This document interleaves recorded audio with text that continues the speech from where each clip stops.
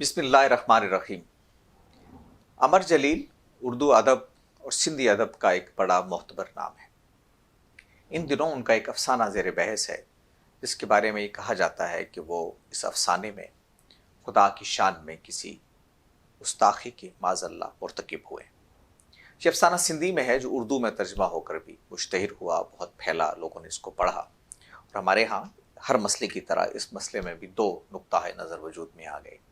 एक का इसरार है कि वो तौहीन खुदा के माज़अल्लाह मुर्तकिब हुए हैं, इसलिए इसकी सज़ा उनको मिलनी चाहिए। और दूसरा ग्रोह उनका दिफा कर रहा है और उनके ख्याल में ये एक असलूब अदब है जिसको समझने की ज़रूरत है। मेरा ख्याल है ये बड़ा अहम मसला है और सिर्फ अमर जलील के साथ मामला नहीं है, बल्कि बहसियत मजमूई ये समझने और देखने की चीज़ है कि इस तरह की चीज़ें जब लिखी जाती हैं तो उस पर समाज का किस तरह का रद्द अमल होना चाहिए। अदब हम जानते हैं कि मुख्तलिफ असालिब नसर व नज़्म का नाम है। अदब उसी वक्त वजूद में आता है जब कोई लिखने वाला मुख्तलिफ असालिब कलाम में अपना मुद्दा, अपनी बात बयान करता है। और इसमें बाज़ लोगों का अपना एक स्टाइल भी होता है, जिसकी वजह से हम कहते हैं कि फ़लाँ आदमी बड़ा साहिब असलूब है, यानी उसका अपना एक स्टाइल है जिसमें वो लिखता है।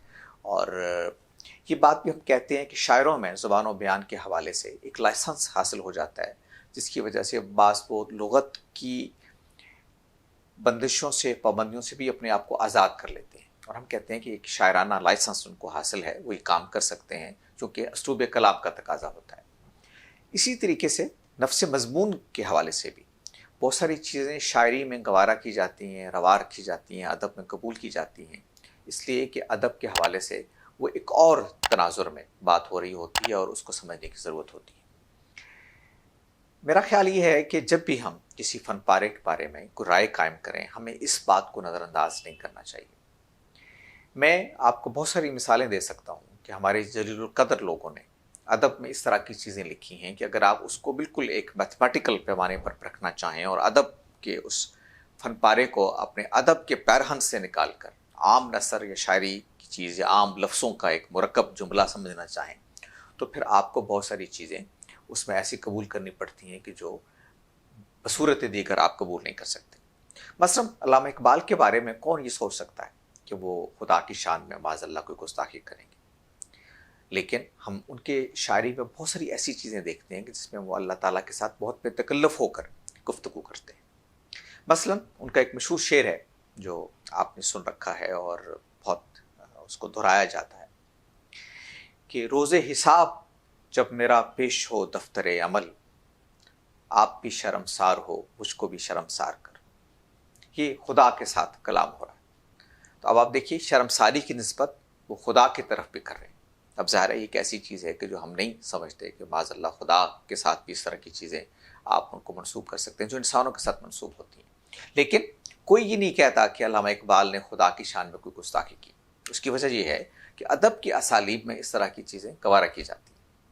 फैज़ साहब का एक शेर है मसलन कि मिट जाएगी मखलूक तो इंसाफ करोगे, मुनसिफ हो तो हशर उठा क्यों नहीं देते।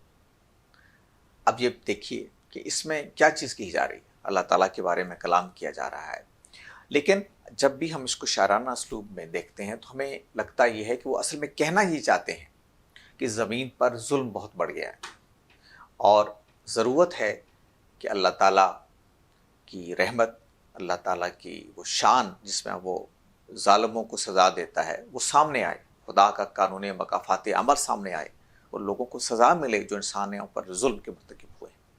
इस बात को कहने का वो असलूब है जिसको अख्तियार किया फैज़ साहब ने। इसी तरीके से अल्लामा इकबाल ने भी एक असलूब अख्तियार किया जिसमें वो अपनी बात कह रहे हैं और क़यामत के एक मंज़र को वो बयान कर रहे हैं। इसी को उन्होंने एक और असलूब में भी बयान किया हुआ है जिसमें वो कहते हैं कि अपना दामन चाक दामन यज़दां चाक, ये भी क़यामत का एक मंज़र वो खींचते हैं। लेकिन हम कभी ये नहीं कहते कि खुदा न खास्ता अल्लामा इकबाल जो हैं वो खुदा के हुजूर में किसी गुस्ताखी के मुर्तकिब हुए। ये दुनिया भर के अदब में इस तरह की चीज़ें आपको मिलेंगी कि आलम के परवरदिगार के साथ शायर, अदीब, नसरनिगार बहुत बेतकल्लुफ़ होकर गुफ्तगू करते हैं, गोया अपने जज्बात को खुदा तक पहुँचाना चाहते हैं, खुदा की रहमत के ज़हूर की एक आस रखते हैं, खुदा के साथ अपने ताल्लुक़ का इजहार करना चाहते हैं और गोया ये बताना चाहते हैं कि आलम का परवरदिगार अपने इंसानों से अलग नहीं है, یا دوسرے لفظوں میں ہم اپنی شکایت، ہم اپنی درخواست، ہم اپنی ساری عرضیاں اس کے حضور میں پیش کر سکتے ہیں، اور اس سطح کی چیز ہو سکتی ہے کہ جس پر آپ کو کوئی اعتراض نہیں ہو سکتا۔ میں ایک واقعہ آپ کی خدمت میں عرض کروں، مجھے ایک میرے دوست نے سنایا، اور میں اس واقعے پہ، یعنی آپ دیکھیے کہ تعلق باللہ کی ایک نوعیت کس طرح سے ہوتی ہے۔ یہ تو شاعر و ادیب ہیں، وہ ایک عام آدمی ہے، وہ خدا کے ساتھ اپنے تعلق کو کیسے بیان کرتا ہے۔ ایک جولاہا ہے اور اس کا نام یونس ہے، اور وہ بیمار ہو گیا، اور ایسے بیمار پڑا کہ گھر کی ہر چیز بک گئی، اس کے سارے مال و اسباب بک گئے علاج میں، اور وہ روبصیت نہیں ہوا۔ ہر آنے والا دن اس کو پیچھے کی طرف لے جا رہا تھا، اور وہ بیمار سے بیمار تر ہوتا چلا جا رہا تھا۔ تو ایک دن وہ بیٹھا تنہائی میں، اور اپنے خدا کے ساتھ ہم کلام ہوا، اور کہنے لگا کہ اے پروردگار، وہ پنجابی میں ہے جو انہوں نے گفتگو کی، کہ سونے ہو میرے در تکو، میں یونس پیغمبر نہیں ہاں، میں یونس جلا ہاں، میں اتنی جگہ نہیں تسی جا میرے نال کر رہے۔ اب آپ دیکھیے یہ اسلوب کیا ہے، یہ خدا کے ساتھ اپنی بے بسی کا اظہار ہے، خدا کے سامنے اپنی کمزوری کا اعتراف ہے، لیکن ایک بے تکلفی کے درجے میں، کہ جس میں وہ شارک سے بھی قریب ہے، میری باتوں کو سنتا ہے، میرے دکھوں کا بداوا کر سکتا ہے۔ اور جس نے یہ واقعہ روایت کیا اس نے مجھے بتایا کہ پھر لوگوں نے دیکھا کہ اس کی صحت ٹھیک ہونے لگی، اور وہ ٹھیک ہوتے ہوتے پوری طرح سے صحت مند ہو گئے۔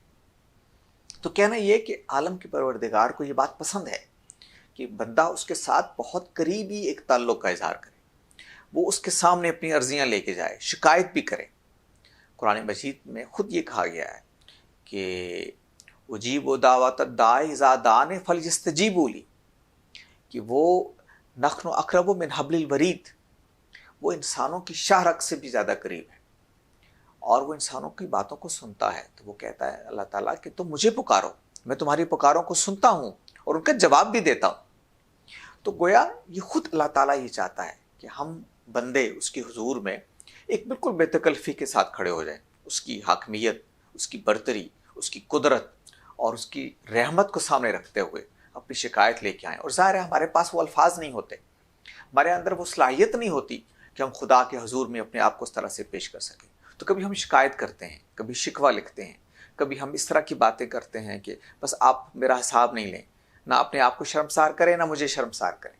کبھی پھر آپ وہ اسلوب بھی اختیار کر سکتے ہیں جو عمر جلیل نے اختیار کیا۔ تو کہنا یہ ہے کہ کوئی بھی رائے قائم کرتے وقت، کوئی بھی آپ کسی فرد کے بارے میں تاثر قائم کریں، تو اس سے پہلے یہ ضرور دیکھیے کہ وہ بات کس اسلوب میں کہی جا رہی ہے، اور کہنے والے کو گویا آپ ایک بڑی حد تک یہ گنجائش اس میں رکھتے ہیں کہ وہ خدا کے ساتھ اپنے ایک شخصی تعلق کا اظہار کر رہا ہے، اور اللہ تعالیٰ کو مطلوب یہ ہے کہ بندے اور خدا کے درمیان کوئی واسطہ نہ ہو، بندے اور خدا کے درمیان کوئی رکاوٹ نہ ہو، اور وہ براہ راست اپنا مقدمہ، اپنی بات اللہ تعالیٰ کے حضور میں کہہ سکے۔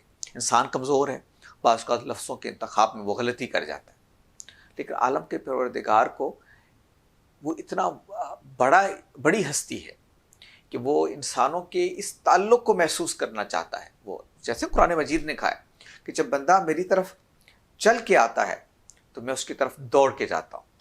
یہ خدا نہ خواستہ کوئی ظاہر ہے اس کی کوئی تجسیم ہم نہیں کر سکتے کہ انسان تو دوڑتا ہے، کہ خدا کیسے دوڑتا ہوگا۔ کہنے کا مطلب یہ خدا اس وارفتگی کے ساتھ اپنے بندے کی طرف رجوع کرتا ہے جب بندہ اس کی طرف رجوع کرتا ہے، اور اس سے زیادہ بے قراری کے ساتھ کرتا ہے۔ یعنی وہ اگر چل کے آتا ہے تو خدا بدلے میں دوڑ کے آتا ہے۔ تو یہ سارے الفاظ، یہ ساری تراکیب ہم کیوں استعمال کرتے ہیں؟ خدا کے ساتھ اپنے تعلق کے اظہار کے لیے، خدا کے ساتھ اپنے قرب کے اظہار کے لیے۔ تو میرا خیال یہ ہے کہ عمر جلیل صاحب کے بارے میں کوئی رائے قائم کرتے وقت اس ساری بات کو اگر آپ سامنے رکھیں گے تو شاید آپ زیادہ صحیح رائے تک پہنچ سکیں۔ بہت شکریہ۔